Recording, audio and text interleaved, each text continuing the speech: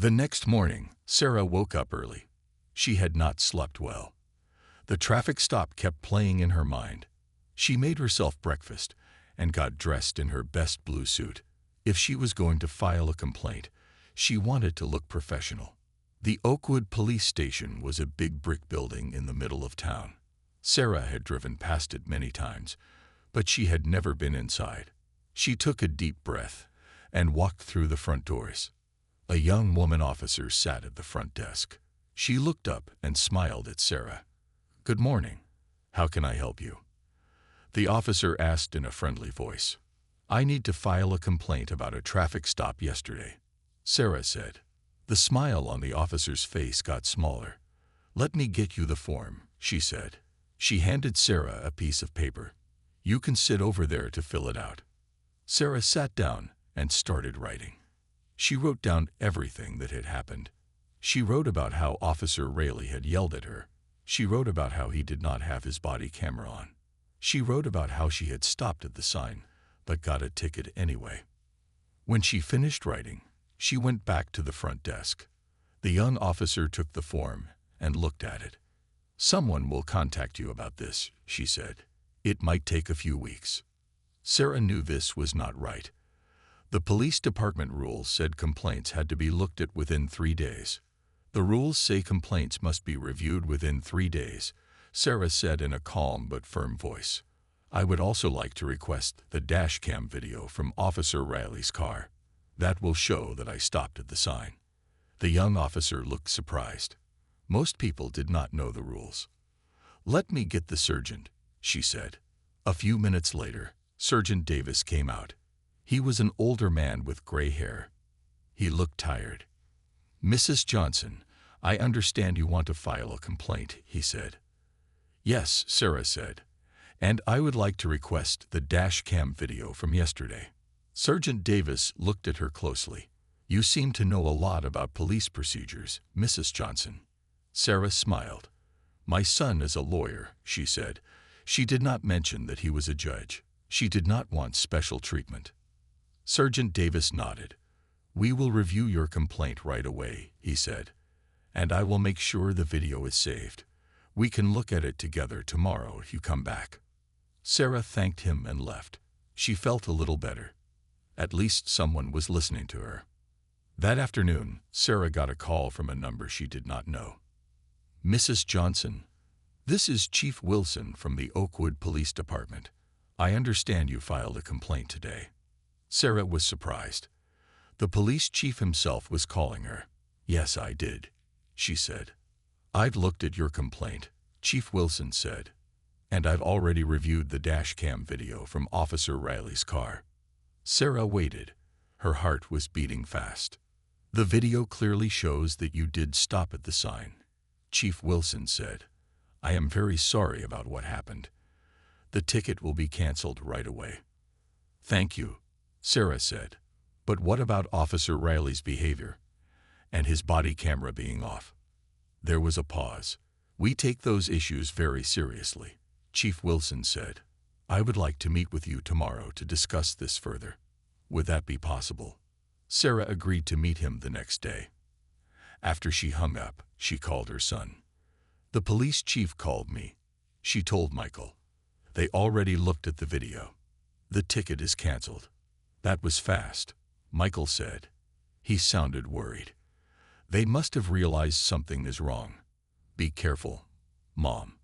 This might be bigger than just one traffic stop." Michael was right. It was much bigger than one traffic stop.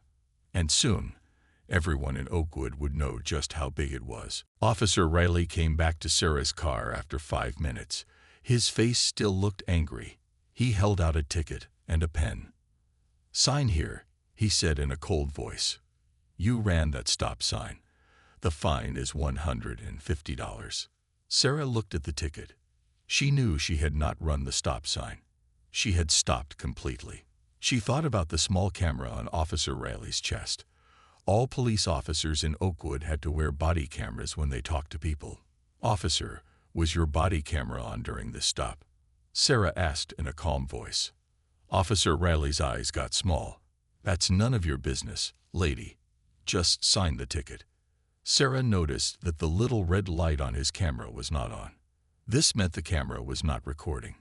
This was against the rules. All officers had to turn on their cameras when they stopped someone. Sarah signed the ticket.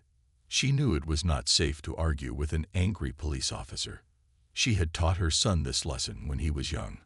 Always stay calm, Michael, she had told him. You can fight for what is right later, in the right place. As Officer Riley walked back to his car, Sarah saw something else. The police car had a dash camera that recorded through the front window. That camera would have seen her stop at the sign. She made a note in her mind to ask for that video later. Sarah drove home slowly. Her hands shook a little on the steering wheel. Even after all these years, being treated unfairly still hurt. She had lived in Oakwood for 30 years. She had raised her son here. She had helped hundreds of people in this town. But to some, like Officer Riley, she was just another black person to yell at. When she got home, Sarah made herself a cup of tea. She sat in her favorite chair and took deep breaths. Then she called her son. Judge Michael Johnson was working late in his office when his phone rang. He smiled when he saw it was his mother. "Hi, Mom," he said. "How was your day?" Sarah told him about the traffic stop.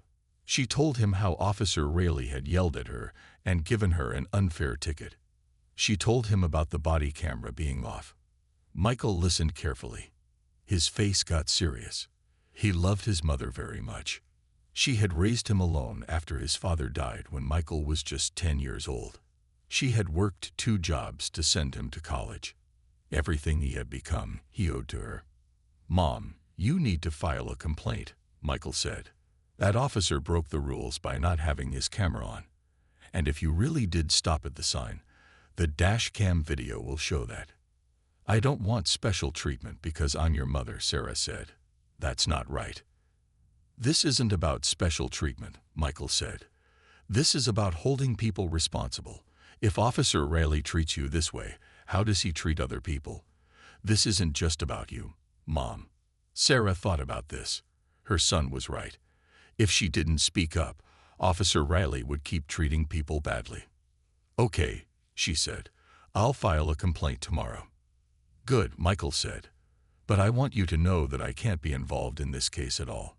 Since you're my mother, I will have to step away from anything to do with this complaint. Another judge will have to handle it." "I understand," Sarah said. "That's how it should be." What neither of them knew was that this simple traffic stop would soon become much more than just a complaint. It would reveal a pattern of bad behavior that would change the Oakwood Police Department forever. Sarah Johnson drove slowly through the quiet streets of Oakwood. The sun was setting, painting the sky with beautiful orange and purple colors. Sarah was tired after a long day at work. She had been working at Oakwood Community Center for 15 years now. As a social worker, she helped many people in need. Today had been especially busy. She had helped 3 families find housing and worked with teenagers in the after-school program. At 55 years old, Sarah was known in the community for her kind heart and calm way of talking to people. She loved her job and the chance to make a difference. Sarah was looking forward to getting home. Her small house was only 10 minutes away. She planned to make a cup of tea and call her son Michael. She smiled thinking about him. Michael had made her so proud. At only 38 years old, he was now Judge Michael Johnson, one of the youngest judges in the state. He worked hard to be fair and honest in his courtroom. As Sarah turned onto Maple Street, she saw the stop sign ahead and slowed down. She always came to a complete stop at this corner because children often played in the area. She pressed the brake pedal and waited the full 3 seconds like she always did. Just as she started moving again, bright lights flashed in her mirror. Red and blue police lights were spinning behind her car. Sarah felt her heart beat faster, but she stayed calm. She had done nothing wrong. She turned on her signal and pulled over to the side of the road. She reached for her purse on the passenger seat to get her driver's license. Before she could open her wallet, there was a loud knock on her window. Sarah jumped, surprised by how quickly the officer had reached her car. She rolled down her window and saw a white police officer standing there. His name tag read Officer Rayleigh. His face looked angry, and he did not smile or say hello. "License," he yelled at her. His voice was loud and mean. Sarah tried to stay calm. "Good evening, officer," she said in a polite voice. "May I ask why you pulled me over?" Officer Rayleigh's face got even more angry. "I said license." "Now," he shouted even louder. Sarah's hand shook a little as she took out her license and handed it to him. She also gave him her car registration when he held out his hand for it. Officer Rayleigh looked at her license for a long time. "You ran that stop sign back there," he finally said. Sarah was confused. She knew she had stopped completely. "Officer, I'm sure I came to a full stop at that sign. I always do, especially at that corner." "Are you saying I'm lying?" Officer Rayleigh's voice got louder. His face turned red. "I saw what I saw. You did not stop." Sarah wanted to argue but decided it was safer not to. She watched as Officer Rayleigh walked back to his police car with her license. Through her mirror, she could see him talking on his radio. She wondered if he was checking her record.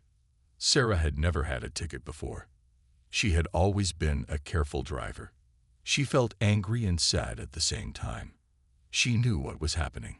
It wasn't the first time she had been treated unfairly by police because she was black. But she stayed quiet and waited. What Officer Rayleigh did not know was that Sarah Johnson was not just any driver. She was the mother of Judge Michael Johnson, the same judge who had recently been put in charge of reviewing police conduct in Oakwood County. The next day, Sarah went to meet with Chief Wilson. The police station seemed different today. People looked at her as she walked through the halls. She wondered if they knew about her complaint. Chief Wilson's office was large with many pictures on the walls. He stood up when Sarah came in and shook her hand. "Thank you for coming, Mrs. Johnson," he said. He looked worried. "Please sit down." Sarah sat in a chair across from his desk. Chief Wilson sat down too and took a deep breath. "Mrs. Johnson, I watched the dash cam video several times," he said. "You did stop at that sign. There is no question about it. Officer Rayleigh was wrong." Sarah nodded. She already knew this. "But there is more," Chief Wilson said. He looked even more worried now. "We checked Officer Rayleigh's record. This is not the first time he has done something like this." Sarah was not surprised. She had felt that Officer Rayleigh had done this before. The way he had yelled at her seemed like something he had done many times. "There have been 12 complaints about Officer Rayleigh in the past year," Chief Wilson said. "Most of them are from black and brown drivers. And in most cases, his body camera was off." Now Sarah was surprised. 12 complaints was a lot. "What happened with those complaints?" she asked. Chief Wilson looked down at his desk. "Nothing happened," he said quietly. "The complaints were filed, but no one really looked at them. That was wrong, and I take responsibility for it." Sarah felt angry. If someone had looked at those complaints earlier, Officer Rayleigh might have been stopped. He might not have treated her the way he did. "What will happen now?" Sarah asked.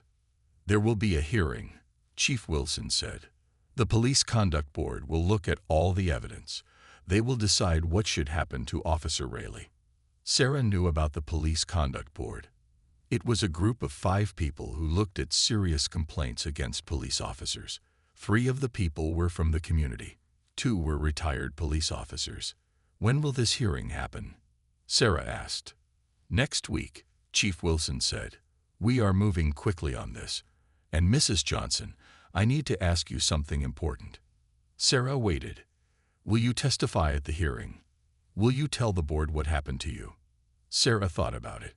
She did not want to be in the spotlight. She did not want people to know her business. But she thought about the other 12 people who had filed complaints. Maybe they had been afraid to speak up more. Maybe they did not know how to fight for themselves. "Yes," she said, "I will testify." Chief Wilson looked relieved. "Thank you," he said. "Your testimony will be very important."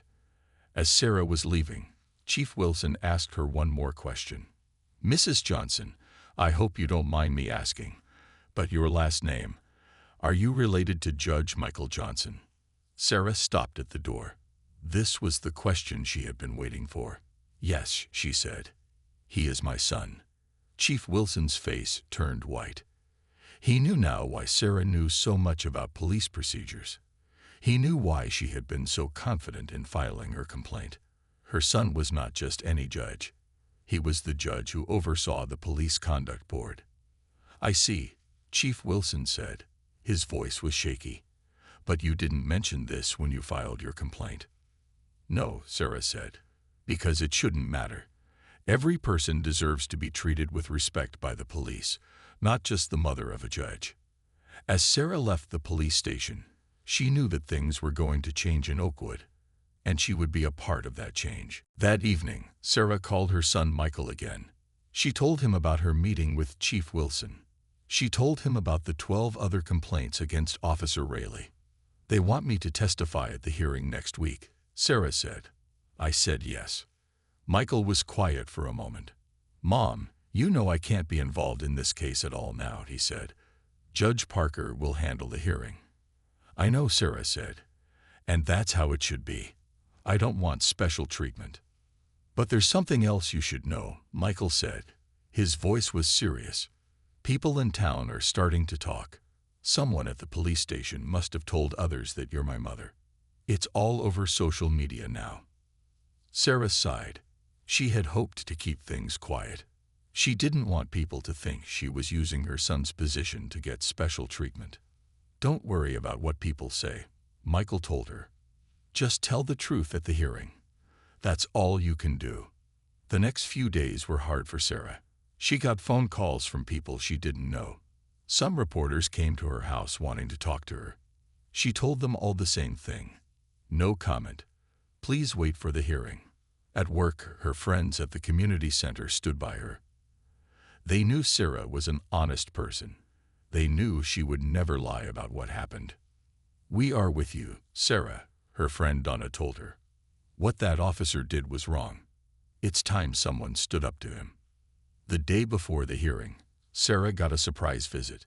A young black woman named Tasha came to her house. Sarah had never met her before. Mrs. Johnson, Tasha said, I heard about what happened to you. The same thing happened to me 3 months ago. Officer Riley pulled me over and said I ran a red light. But I didn't. He gave me a ticket, and I had to pay it because I couldn't miss work to fight it. Sarah invited Tasha in, and they talked for a long time. Tasha had filed a complaint, but nothing had happened. She was one of the 12 people Chief Wilson had mentioned. Will you come to the hearing tomorrow? Sarah asked. Your story is important too. Tasha looked scared. I don't know. I don't want trouble. I understand, Sarah said, but nothing will change if we stay quiet. Tasha thought about it and finally agreed to come. She would tell her story too. The morning of the hearing, Sarah got dressed carefully. She wore a simple blue dress and her favorite pearl necklace that Michael had given her for her 50th birthday. She wanted to look like herself, a regular person who had been treated unfairly. When she arrived at City Hall, where the hearing would take place, there were many people outside. Some had signs that said, "Justice for Sarah," and "Stop Police Harassment." Sarah was surprised. She didn't know so many people cared about what had happened to her. Inside, the hearing room was full. Sarah saw Chief Wilson sitting at one table. At another table sat Officer Rayleigh with a man who must be his lawyer. Officer Rayleigh looked angry, just like he had on the day he stopped Sarah. Tasha was there too, sitting in the back row. She gave Sarah a small wave. Sarah was glad to see her.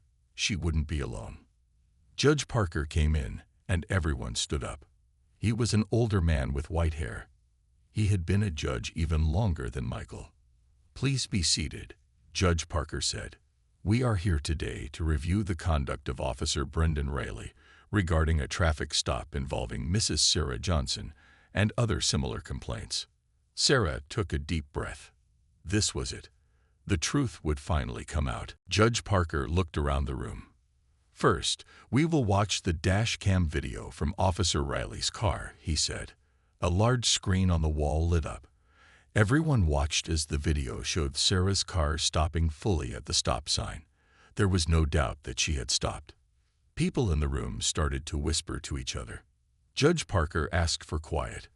"Now, Mrs. Johnson, please tell us what happened that day." Sarah stood up and walked to the front of the room. She felt nervous with so many people watching her.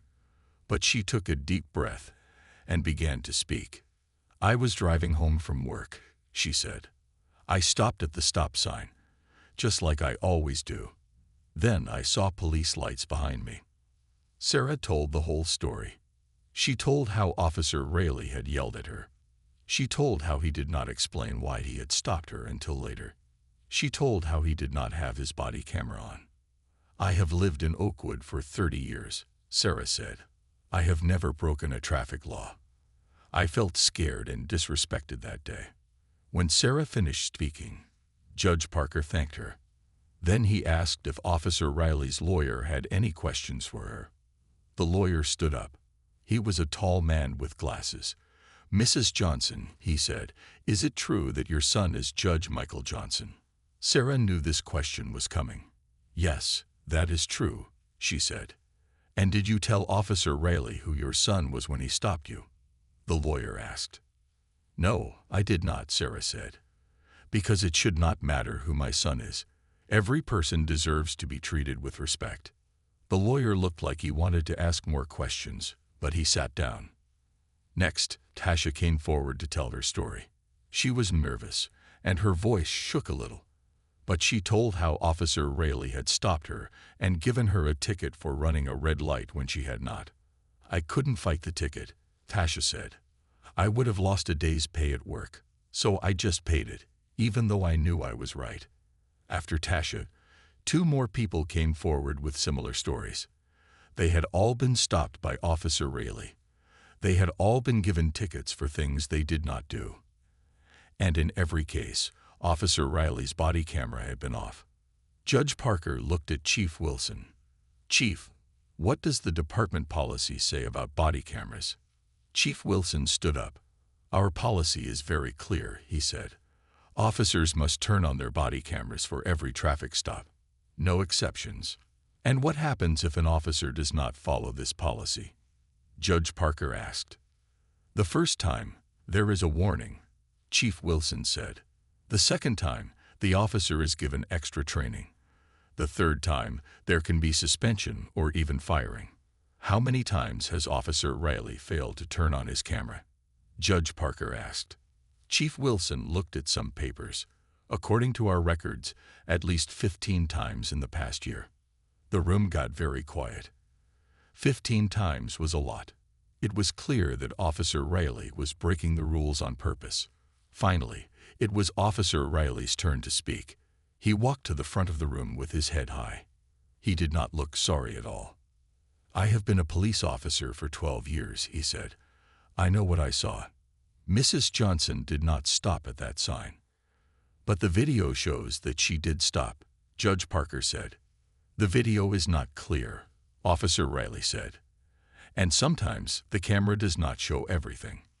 "What about your body camera?" Judge Parker asked. "Why was it off?" "I forgot to turn it on," Officer Riley said. "It was a mistake." "A mistake you've made 15 times?" Judge Parker asked. Officer Riley did not answer. He just looked angry. Judge Parker looked at everyone in the room. "I will review all the evidence," he said. "We will meet again tomorrow for my decision." As everyone left the room, Sarah saw Officer Riley looking at her with hatred in his eyes. She looked away. She had told the truth. That was all she could do. That night, Sarah could not sleep. She kept thinking about the hearing. She worried about what Judge Parker would decide. She worried about the angry look Officer Riley had given her. Her phone rang late at night. It was Michael. "Mom, are you okay?" he asked. "I heard about the hearing from Judge Parker." "I'm fine," Sarah said. "I just told the truth." "I'm proud of you," Michael said.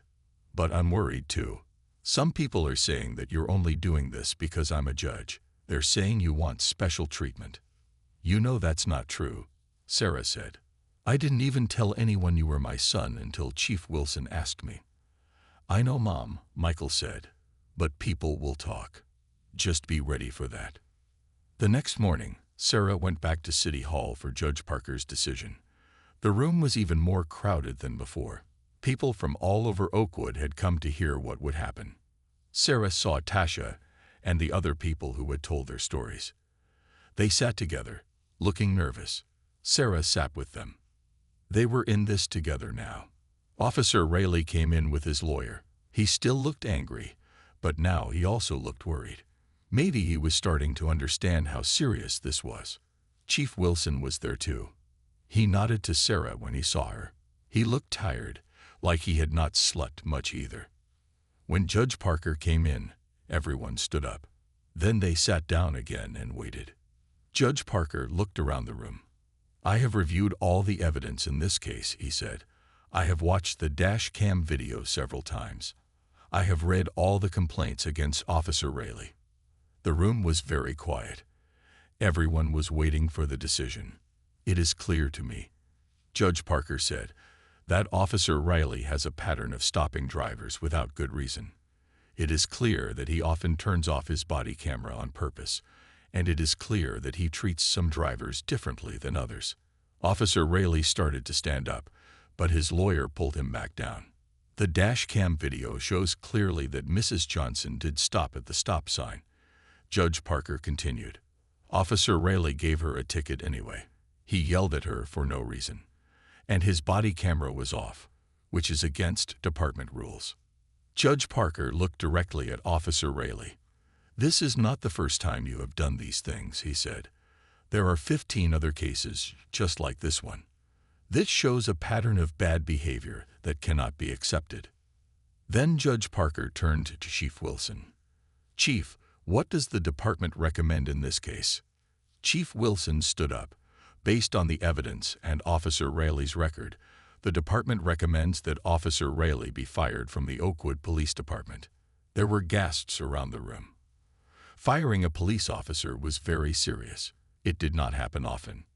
Officer Rayleigh, do you have anything to say before I make my decision? Judge Parker asked. Officer Rayleigh stood up. His face was red with anger. This is all happening because of who her son is, he said, pointing at Sarah. If she was just a regular person, none of this would be happening. Judge Parker frowned. Mrs. Johnson filed her complaint before anyone knew she was related to Judge Johnson, he said. And the video evidence is clear. The facts are the facts, regardless of who is involved. Judge Parker looked at everyone in the room. My decision is that Officer Brendan Rayleigh will be fired from the Oakwood Police Department, effective immediately. He will turn in his badge and gun today. The room erupted in noise. Some people clapped. Others looked upset. Officer Rayleigh's face went from red to white. He had not expected this. Sarah sat quietly. She did not cheer or smile. This was not a happy moment for her. A man had lost his job, but he had lost it because of his own actions, not because of her. As people started to leave the room, Sarah saw Officer Rayleigh looking at her. The anger in his eyes was now mixed with something else. It looked like shock and confusion. Maybe he was finally understanding the consequences of his actions. As Sarah left City Hall, reporters ran up to her with cameras and microphones. They all asked questions at the same time. Mrs. Johnson, how do you feel about Officer Rayleigh being fired? Did your son help you get justice? Do you think this will change the police department? Sarah did not want to talk to reporters. She just wanted to go home. But she knew this was an important moment. What she said now would matter. I am not happy that Officer Rayleigh lost his job, Sarah said. But I am happy that the truth came out. This was never about me. It was about making sure our police treat everyone with respect. Did your son influence the decision? A reporter asked. My son had nothing to do with this case, Sarah said firmly. He stepped away from it completely. Judge Parker made his decision based on the evidence. Sarah saw Tasha standing nearby, watching. She went over to her. Thank you for speaking up, Sarah said. Your voice made a difference. Tasha smiled. "No, thank you," she said. "I would never have had the courage to speak up if you hadn't shown me the way." As Sarah drove home, she felt both tired and relieved. The past week had been hard, but something good had come from it. When she got home, there was a message from Michael. "Mom, can you come to my house for dinner tonight? We need to talk." Sarah was worried. Michael sounded serious. She called him back right away. "Is everything okay?" she asked. "Yes," Michael said. "I just want to talk to you about what happens next." That evening, Sarah went to Michael's house. He lived in a small but nice house not far from the courthouse. He was waiting for her at the door. Inside, Michael had made dinner. He was a good cook, something he had learned from Sarah when he was young. They sat down to eat. "Mom, I'm proud of you," Michael said. "You stood up for what was right, even when it was hard." "I just told the truth," Sarah said. "That takes courage," Michael said. "And now something big is happening because of it." "What do you mean?" Sarah asked. "The mayor called me today," Michael said. "He wants to create a new community board to look at police behavior. He wants people from all parts of Oakwood to be on it, and he wants you to be the head of it." Sarah was shocked. "Me? But I'm not a lawyer or a police expert." "That's exactly why he wants you," Michael said. "You're a regular person who stood up for what's right. The mayor thinks you can help rebuild trust between the police and the community." Sarah didn't know what to say. She had never expected anything like this. She had just wanted to be treated fairly. "You don't have to decide now," Michael said. "But think about it. This could be a chance to make real change in Oakwood." Later that night, as Sarah drove home, she thought about what Michael had said. Could she really lead a community board? Could she help make the police better? As she stopped at a traffic light, a police car pulled up next to her. Sarah felt a moment of fear. Then she saw that the officer inside was young Officer Thompson, who had been kind to her at the police station. Officer Thompson smiled and waved at her. Sarah waved back. It was a small thing, but it felt like the beginning of something new. When Sarah got home, she made a cup of tea and sat in her favorite chair. She thought about everything that had happened. A week ago, she had just been a social worker who got an unfair ticket. Now people were looking to her to help change things. It was scary, but also exciting. Sarah had always tried to help people in her work. Maybe this was just a bigger way to do that.